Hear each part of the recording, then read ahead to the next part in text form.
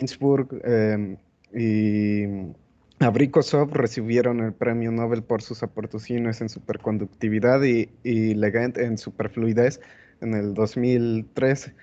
Em, para empezar, bueno, sabemos que en el mundo de la macroescala o el macromundo se presentan muchos fenómenos naturales que de la observación fuimos posibles de desarrollar algunas,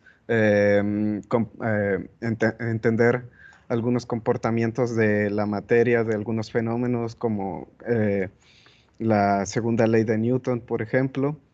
Sin embargo, cuando nos adentramos al mundo de la microescala, en el mundo cuántico observamos fenómenos que parecen no ser tan intuitivos a nuestra percepción, y en algunos casos estos fenómenos llegan a presentarse en el mundo de la macroescala. Algunos de estos fenómenos y los más populares son la superconductividad y la superfluidez, que estos, como comentaba, fueron Abrikosov y Ginsburg quienes recibieron el premio Nobel por sus aportaciones hasta el 2003 sobre superconductividad, y más tarde Leggett y también Leggett por sus aportaciones en superfluidez. Y ambos, tanto Abrikosov y Ginsburg, rusos, y Leggett es británico-americano. En fin, el estudio de superconductividad comenzó a partir del siglo XIX, en el cual ya se conocía que en ciertos materiales conductores existía un flujo de electrones, en el cual, pues, a medida que se aceleraba este flujo, se generaba también una emisión de calor, y también fueron capaces de observar que se generaba un campo electromagnético contrario al flujo de electrones, es decir, de la corriente y la intensidad. Ya se tenía conocimiento de esos, pero también se tenía la preocupación de que se querían materiales que fueran capaces de no generar tanto calor, pues ya incluso se intuía indirectamente que esto era como una degradación de la energía que ya no se podía aprovechar. Esto empezó principalmente pues los conflictos políticos que había, ¿no? Estaba el Kaiser en Alemania y Austria, que tenían pues sus competidores en Estados Unidos con la invención de la bombilla. Y bueno, el Kaiser hicieron sus inversiones en el desarrollo científico tanto de materiales y de sus propias bombillas, porque quería iluminar toda Alemania, todo el imperio en aquel entonces. Mm, y sin embargo, fue Heike Kammerleich Ons, un científico alemán que en 1911, alrededor de esas fechas, había propuesto eh, el estudio de la conductividad en el mercurio. Y es increíble que que en esa fecha fueron capaces de enfriar un isótopo de helio 4, que era bastante abundante, es bastante abundante en la atmósfera. Lo lograron enfriar alrededor, él y su equipo de trabajo, a 4,5 Kelvin. Y ahí fue capaz de observar que tenía ciertas propiedades el helio y el mercurio cuando se enfriaba bastante, y que prácticamente observaba que no existía una resistencia al flujo eléctrico. Y fue por esos descubrimientos que recibió el premio Nobel en 1913, siendo el primero en el en este tipo. Él, de hecho, a él se le atribuye el término de superconductividad em, hacia estos materiales. Em, no fue hasta 50 años más tarde que se pudo dar una explicación satisfactoria desde el punto de vista microscópico. Esto fue gracias al trabajo de Varden, Cooper y Schreifer, que a través de lo que ellos llamaron la teoría microscópica de la superconductividad, también conocida como VSS por sus iniciales, donde el principal explicación es que cuando se generaba el fenómeno de la superconductividad, se enlazaban electrones en pares y los cuales eran llamados pares de Cooper, y fluían de una manera similar para los denominados superconductores de tipo 1, que en estos superconductores se observaba también que repelían los campos electromagnéticos, y lo cual también se le conoce como el efecto Maser, que es cuando apreciamos en el mundo macroscópico que estos metales, estos materiales empiezan a flotar, a levitar, eh, cuando están bajo las condiciones súper frías, cercanas a- al cero absoluto lo más posible. Dependiendo del material es que se alcanzará una temperatura distinta para alcanzar comportamientos similares a esto. Em, por esas aportaciones ellos recibieron el premio Nobel en 1972. Sin embargo, aún había algo que no podían explicar, y era que existían materiales superconductores que no inhibían del todo el campo electromagnético, y que eran básicamente, en algunos eran como aleaciones o materiales que podría decirse con una composición de vidrio, y estos eran los llamados del tipo 2, y para esto no había una explicación satisfactoria. Entonces, bueno, fue Abrikosov uno de los primeros en proponer una explicación plausible a estos superconductores a través de la denominada densidad de superconductividad o campo super de conductor. Y esto lo hacía, este parámetro lo obtenía a partir de la ecuación de la onda, la función de la onda, ahí es denominado la semifunción de la onda, o también es aplicada por otros autores como la función de la onda para fonones.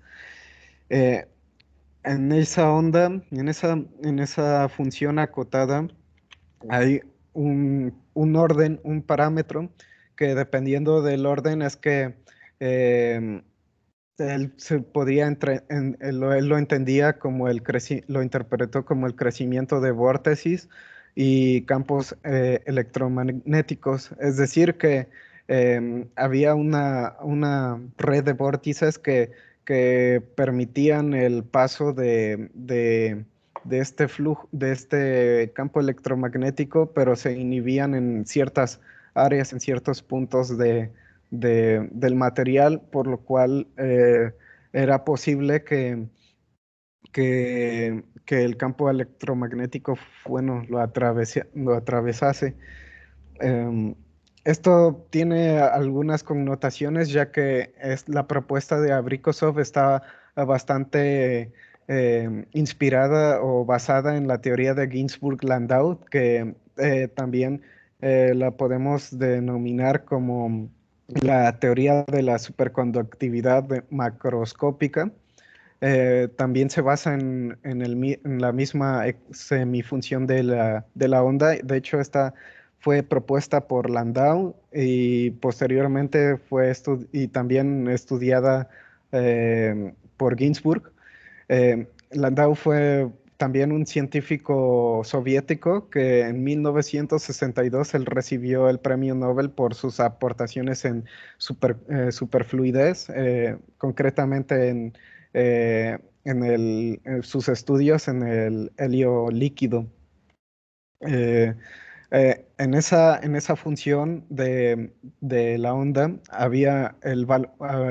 Landau explicaba que en la teoría de Ginzburg-Landau, que había un valor crítico de 0,71. Sin embargo, para muchos materiales, el más alto, por ejemplo, era eh, el mercurio de 0,16, por lo cual no hubo una mayor interpretación de valores críticos más allá de 0,71. Y bueno, prácticamente lo que proponía Abrikosov era que valores más altos a este parámetro se podían explicar los conductores de los superconductores de tipo 2, eh, que principalmente cuando se grafica, bueno, es que tampoco no puse la gráfica, pero básicamente se forman dos mínimos en el comportamiento, y esa era, bueno, su explicación era que ese era el atribuible a los superconductores de tipo 2. Y estos, bueno, tienen la importancia de que dependiendo del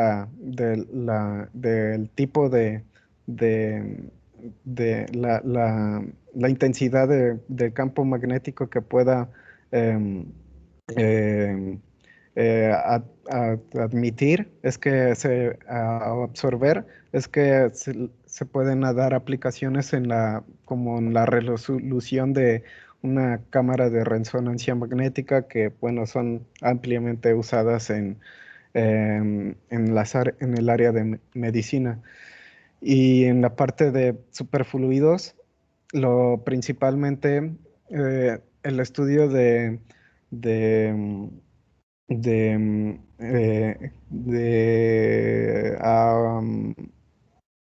se me olvidó su nombre y lo acabo de decir. Bueno, em, él investigó más sobre el helio 3, que el helio 3, el isótopo del helio 3 es bastante escaso, y si bien conforme el avance de los reactores de fusión y fisión es que se puede también producir el helio 3. Básicamente la diferencia entre el 4 y el 3 es como el momento en los pares de Cooper, que, bueno, son opuestos en el helio 4 y son paralelos en el helio 3. Y básicamente la principal propiedad que se halla en estos tipos de materiales es que cuando se acerca al cero absoluto, la viscosidad desaparece, es decir, que un material que podríamos considerar poroso como una madera, estos eh, materiales son capaces de atravesarlas por el flujo, debido a que se pierden estas propiedades como que de cohesión, y las que involucran la viscosidad. Y además que en el helio 3 tiene gran importancia, debido a que se pueden alcanzar eh, es- este comportamiento debido a varias fases, se va manipulando el campo magnético, la temperatura, la presión. Es lo que encontró Anthony Leggett. Y básicamente, bueno, lo que tengo hasta ahorita es de que los superfluidos tienen aplicaciones incluso en física de partículas y cosmología, y física clásica, donde, bueno, la más relevante en esta última área es en los estudios que se le puede dar sobre la turbulencia y el comportamiento de esta, ya que pues sigue siendo uno de los problemas de la física clásica que permanecen sin resolver. Básicamente se observa en este material, en el helio 3, que cuando se pone una semilla o una hoja de un vórtice, aquí cualquiera, ya sea tiende a anilearse en el centro del recipiente cuando la temperatura del fluido es mayor que la temperatura crítica o temperatura de superfluidez, y y también se observa que y esto al mismo tiempo el recipiente se está girando. Y también se observa que cuando la temperatura es menor a la temperatura crítica, se encuentran el comportamiento caótico y formación de vórtices y asemejándose a lo que se encuentra comúnmente en lo de la turbulencia común. Y bueno, lo que eso sería lo que tengo ahorita. Lo que sí me falta ver y que me causa ruido, si es que Abrikosov está basado en la teoría de Ginzburg-Landau. No estoy seguro todavía de cómo es que esta aportación, bueno, da una explicación microscópica como lo hace la BSS y entre otras cuestiones que, bueno, tenía al respecto, y es lo que pues me falta. Sí, muy bien, Adalberto. Muy bien. No sé si tengan alguna pregunta para Adalberto. Sí tenía, bueno, nada más como un poco como histórica, como que si podía platicar un poquito cómo le hicieron en principio de siglo para Sí, de enfriar hecho tanto el también helio. O sea, bueno, yo tengo una idea porque por la ecuación el gas ideal, pues le metes mucha presión al líquido, ¿no? Pero, bueno, perdón, al helio, y se va a sí, enfriar. Pero ¿cómo lo consiguieron? ¿Con bombas neumáticas? O sea, sí, cómo configuraron la cámara para generar esa temperatura? A mí me impresiona que son. sí, de hecho a mí también, y como que quise buscar al respecto y no encontré muchas referencias, pero básicamente lo que decían era como tú comentas, usaron bombas neumáticas y también em, básicamente eso, pero o sea, para conseguir que inclusive en nuestros días lo que lo vuelve costoso es que la cantidad de vacío que tienes que generar, perdón, de presión que tienes que generar para poder comprimir el helio, pues sí es alta. No he encontrado el esquema completo de de ONES, de Haika, Del, pero del experimento. sí, el experimento completo, porque solamente debe estar por ahí en alguna parte del internet enterrada, ¿no? Pero también es como que lo tengo que buscar.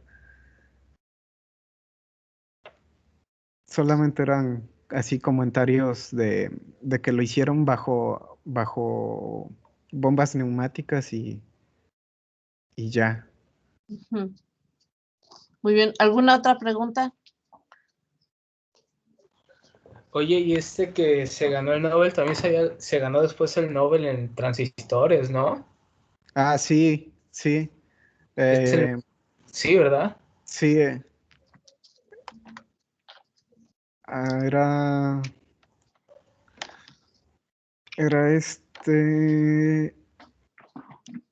Leggett, Anthony Leggett, ¿no?